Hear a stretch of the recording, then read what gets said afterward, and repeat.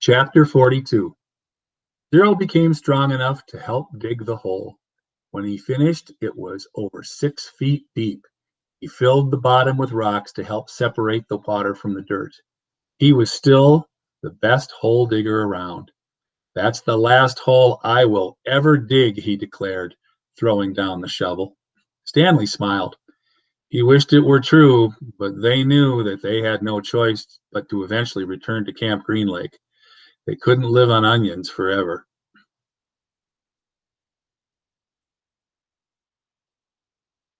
Danae had been completely around Big Thumb. It was like a giant sundial. They followed the shade. They were able to see out in all directions. There was no place to go. The mountain was surrounded by desert. Stared at Big Thumb. "It must have a hole in it," he said, "filled with water." "You think?"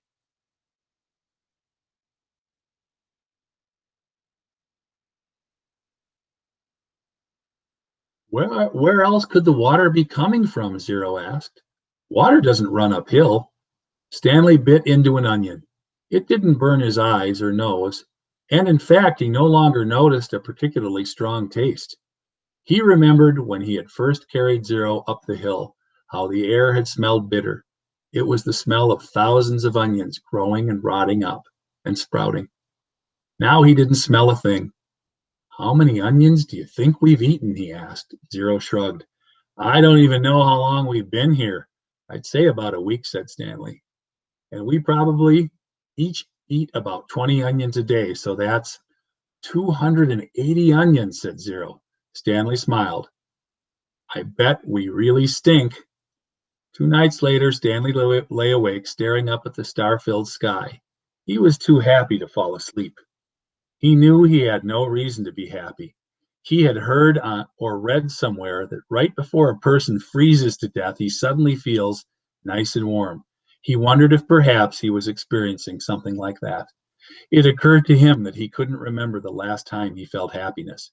It wasn't just being sent to Camp Green Lake that had made his life miserable. Before that, he'd been unhappy at school where he had no friends, and bullies like Derek Doone picked on him. No one liked him, and the truth was, he didn't especially like himself. He liked himself now, wondered if he was delirious.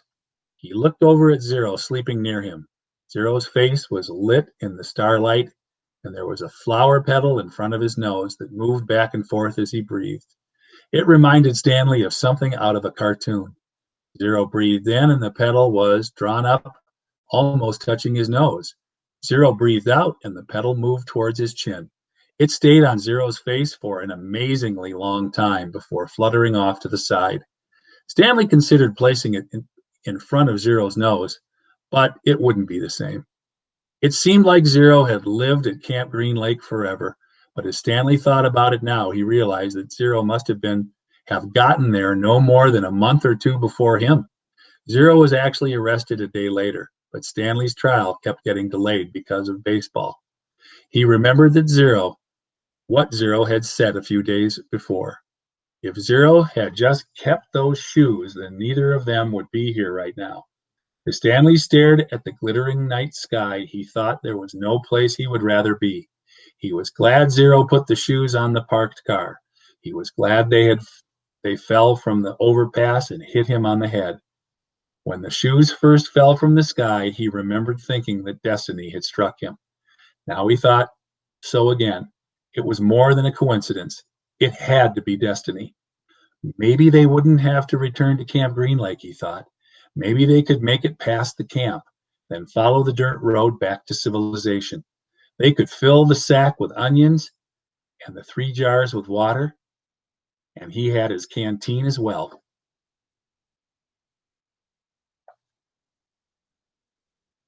They could refill their jars and canteens at the camp, maybe sneak into the kitchen and get some food. He doubted any counselors were still on guard. Everyone had to think they were dead. Buzzard food. It would mean living the rest of his life as a fugitive. The police would always be after him. At least he could call his parents and tell them that he was still alive. But he couldn't go visit them in case the police were watching the apartment. Although if everyone thought he was dead, they wouldn't bother to watch the apartment. He would have to somehow get a new identity. Now I'm really thinking crazy, he thought. I wondered if a crazy person wonders if he's crazy. But even as he thought this, an even crazier idea kept popping into his head. He knew it was too crazy to even consider. Still, if he was going to be a fugitive for the rest of his life, it would help to have some money, perhaps a treasure chest full of money. You're crazy, he told himself. Besides, just because he found a lipstick container with KB on it, that doesn't mean there was a treasure buried there. It was crazy. It was all part of his crazy feeling of happiness. Or maybe it was destiny. He reached over and shook Zero's arm. Hey, Zero, he whispered. Huh? Zero muttered. Zero, wake up. What? Zero raised up his head. What is it? You want to dig some more holes? Stanley asked him. Chapter 43. We weren't always homeless, Zero said. I remember a yellow room. How old were you when you, Stanley started to ask, but couldn't find the right words, moved out?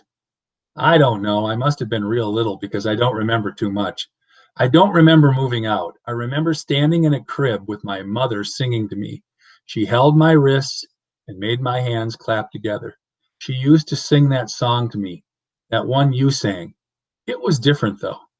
Zero spoke softly, as if he was searching his brain for memories and clues. And then later, I know we lived on the street, but I don't know why we left the house. I'm pretty sure it was a house and not an apartment. I know my room was yellow. It was late afternoon. They were resting in the shadow of the thumb. They had spent the morning picking onions and putting them in the sack. It didn't take long, but long enough so that they had to wait another day before heading down the mountain. They wanted to leave at first hint of daylight so they'd have plenty of time to make it to Camp Green Lake before dark. Stanley wanted to be sure he could find the right hole. Then they would hide by it until everyone went to sleep. They would dig for as long as it seemed safe and not a second longer. And then, treasure or no treasure, they'd head up the dirt road. It was if it was absolutely safe, they would try to steal some food and water from the camp kitchen.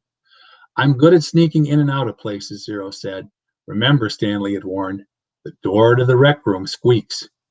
Now he lay on his back, trying to save his strength for the long days ahead. He wondered what happened to Zero's parents, but he didn't ask. Zero didn't like answering questions. It was better to just let him talk when he felt like it. Stanley thought about his own parents. In their last letter, his mom was worried that they might be evicted from their apartment because of the smell of burning sneakers.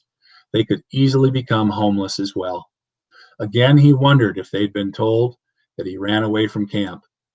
Where they where they told that where were excuse me, were they told that he was dead? An image appeared in his head of his parents hugging each other and crying. He tried not to think about it. Instead, he tried to recapture the feelings that he'd had the night before, the inexplicable feeling of happiness, the sense of destiny. But those feelings didn't return. He just felt scared. The next morning, they headed down the mountain. They dunked their caps into the water hole before putting them on their heads. Zero held the shovel and Stanley carried the sack, which was crammed with onions and 3 jars of water. They left the pieces of broken jar on the mountain. This is where I found the shovel, Stanley said, pointing out of the patch of weeds. Zero turned and looked up toward the top of the mountain. That's a long way. You were light, Stanley said. You already had thrown up everything that was inside your stomach. He shifted the sack from one shoulder to the other. It was heavy. He stepped on a loose rock, slipped, and fell hard. The next thing he knew, he was sliding down the steep side of the mountain. He dropped the sack, and the onions spilled around him.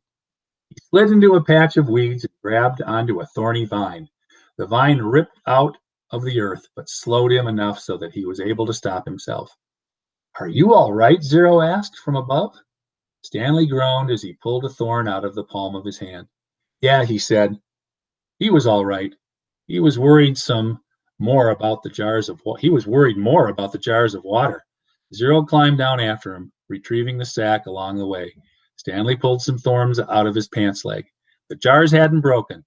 The onions had protected them. Just like styrofoam packing material.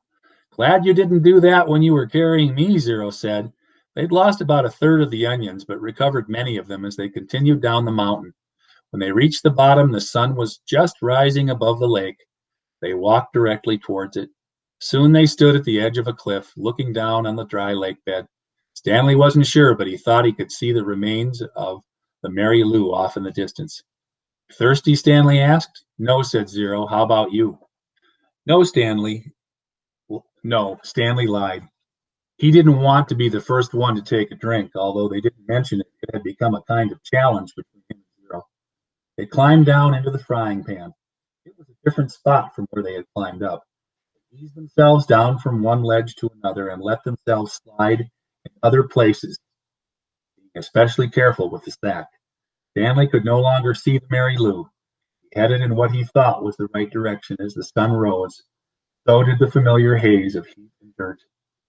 Thirsty? Zero asked. No, said Stanley. Because you have 3 full jars of water, said Zero. I thought maybe it was getting too heavy for you. If you drink some, it will lighten your load. I'm not thirsty, said Stanley. But if you want a drink, I'll give you some. I'm not thirsty, said Zero. I was just worried about you. Stanley smiled. I'm a camel, he said. They walked for what seemed like a very long time and still never came across the Mary Lou. Stanley was pretty sure they were heading in the right direction. He remembered that when they left the boat, they were headed toward the setting sun. Now they were headed towards the rising sun. He knew the sun didn't rise and set in the east and exactly in the east and west, more southeast and southwest, but he wasn't sure how that made a difference. His throat felt as if it was coated with sandpaper. You sure you're not thirsty? He asked. Not me, said Zero. His voice was dry and raspy. When they did finally take a drink, they agreed to do it at the same time. Zero was now carrying the sack, set it down, and took out 2 jars, giving one to Stanley. They decided to save the canteen for last, since it couldn't accidentally break. You know I'm not thirsty, Stanley said as he unscrewed the lid. I'm just drinking so you will. I'm just drinking so you will, said Zero. They clinked the jars together, and each, watching the other, poured the water into their stubborn mouths. Zero was the first to spot the Mary Lou. Maybe a quarter of a mile away and just a little off to the right, they headed for it. It wasn't even noon yet when they reached the boat. They sat against the shady side and rested. I don't know what happened to my mother, Zero said. She left and never came back.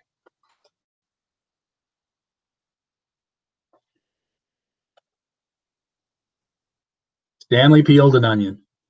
She couldn't always take me with her, Zero said. Sometimes she had to do things all by herself. Stanley had the feeling that Zero was explaining things to himself. She'd tell me to wait in a certain place for her. When I was real little, I had to wait in small areas, like on a porch step or a doorway. Now don't leave here until I get back, she said. I never liked it when she left. I had a stuffed animal, a little giraffe, and I'd hug it the whole time she was gone. When I got bigger, I was allowed to stay in bigger areas, like stay on this block or don't leave the park. But even then, I still held Jaffe. Stanley guessed that Jaffe was the name of Zero's giraffe. And then one day, she didn't come back, Zero said. His voice sounded suddenly hollow. I waited for her at Laney Park. Laney Park, said Stanley. I've been there. You know the playscape? Asked Zero. Yeah, I've played on it. I waited there for more than a month, said Zero. You know that tunnel you crawl through between the slide and the swinging bridge? That's where I slept. They ate 4 onions apiece and drank about half a jar of water. Stanley stood up and looked around. Everything looked the same in all directions. When I left camp, I was heading straight towards Big Thumb, he said. I saw the boat off to the right, so that means we have to turn a little to the left. Zero was lost in thought. What? Okay, he said. They headed out. It was Stanley's turn to carry the sack. Some kids had a birthday party, Zero said. I guess it was about 2 weeks after my mother left. There was a picnic table next to the playscape and balloons were tied to it. The kids looked to be the same age as me. One girl said hi to me and asked if I wanted to play. I wanted to, but I didn't. I knew I didn't belong at that party, even though it wasn't their playscape. There was this one mother who kept staring at me like I was some kind of monster. Then later, a boy asked me if I wanted a piece of cake, but then the same mother told me, "Go away." She told all the kids to stay away from me. So I never got the piece of cake. I ran away so fast, I forgot Jaffe. Did you ever find him? For a moment, Zero didn't answer. Then he said, "He wasn't real." Stanley thought again about his own parents, how awful it would be for them to never know if he was dead or alive. He realized that that's how Zero must have felt, not knowing what happened to his own mother. He wondered why Zero never mentioned his father. "Hold on," Zero said, stopping abruptly. "We're going the wrong way." "No, this is right," said Stanley. "You were heading towards Big Thumb when you saw the boat off to your right," said Zero. "That means we should have turned right when we left the boat."